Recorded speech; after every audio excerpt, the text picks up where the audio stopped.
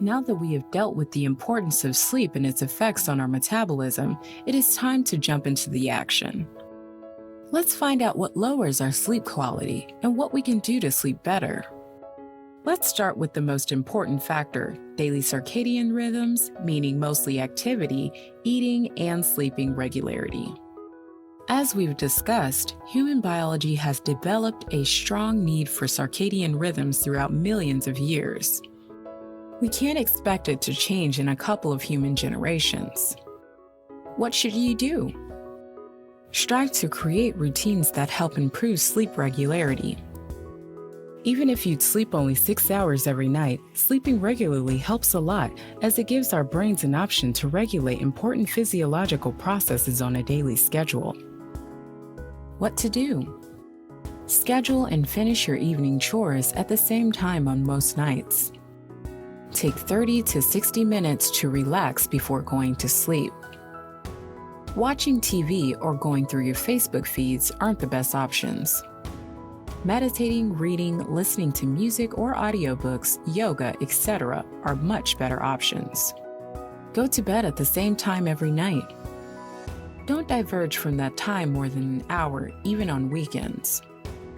Wake up at the same time every day. The same principle applies. Don't diverge from that time.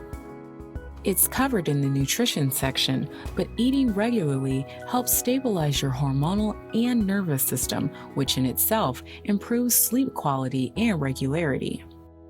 Many of us work night shifts. Is there anything you could do? Yes, you could talk to your employer about getting as regular shifts as possible. You could strive for regularity in your daily routine even though you work shifts. And if you truly consider your health important, look for a daily job. We, as humans, aren't meant to be awake at nights. It's a glitch of society.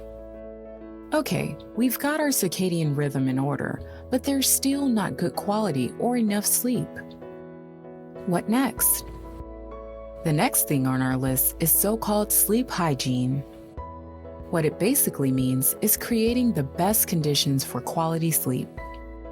Sleep hygiene must not be underestimated since it's the second most important factor in sleep quality and length.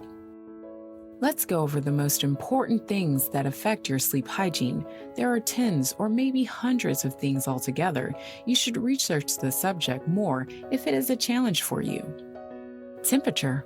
Our hormonal and nervous systems react to outside conditions much more than we realize. When we talk about sleep quality, temperature is one of the most important factors.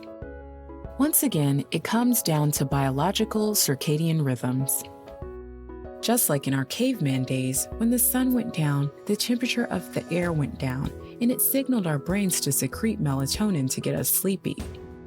We should use this physiological reaction and keep our sleeping environment a couple of degrees colder than the daily living environment.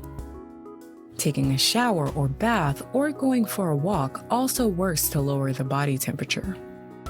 Obviously, for sleep to be good quality all night, the temperature should be lowered for the whole duration. There is debate about perfect temperature, but for most people it is around 18 degrees Celsius or 64 degrees Fahrenheit. Sound. This is an obvious one.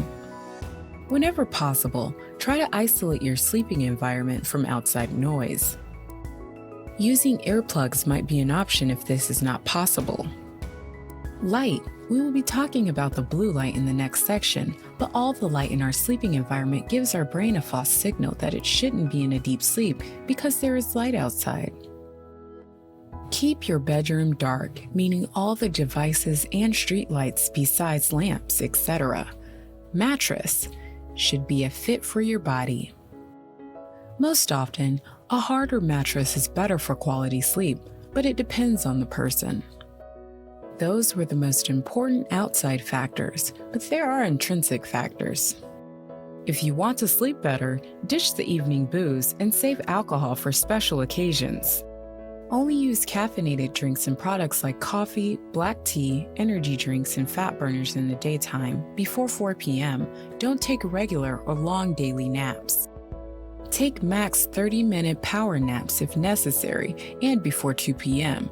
Don't have sex on the expense of sleep, at least not too often. Don't do anything heart rate elevating 4 to 5 hours before bedtime. Don't do anything else in bed besides sex and sleep.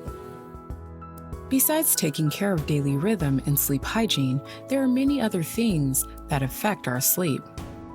Let's go over those briefly. Stress. Most of us have stayed awake at some point in our lives for some kind of stress. It even might have been positive excitement.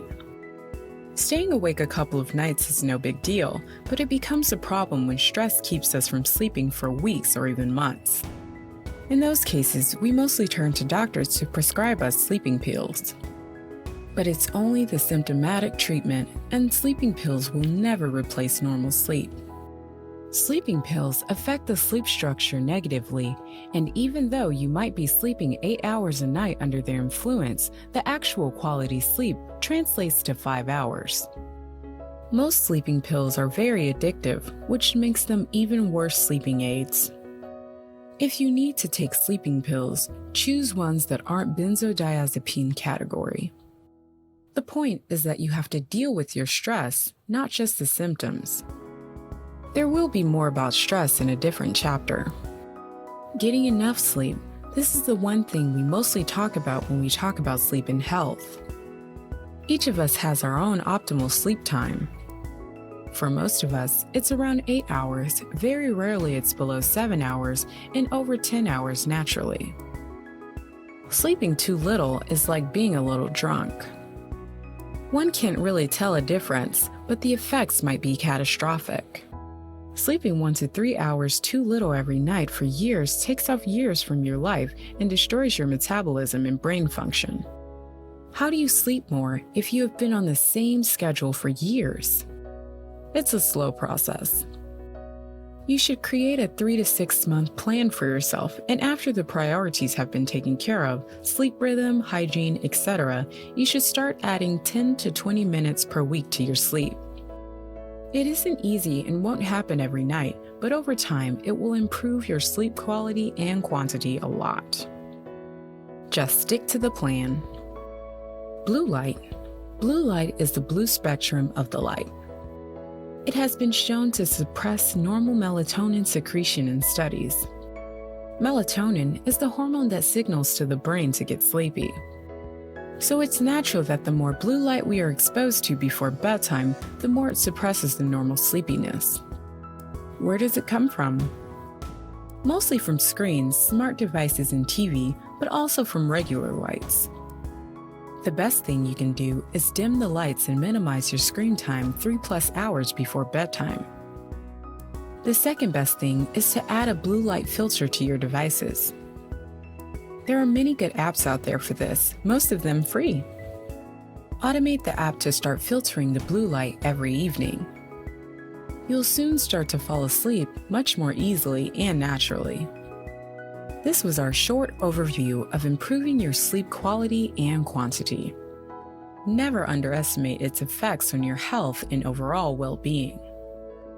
Working on your sleep, even if you feel like you are sleeping good enough, is one of the best investments you can make into improving your quality of life. It's a long process and can't be rushed. Make a plan for yourself and stick to it. After some months, you might not recognize the new, energetic, and happy you.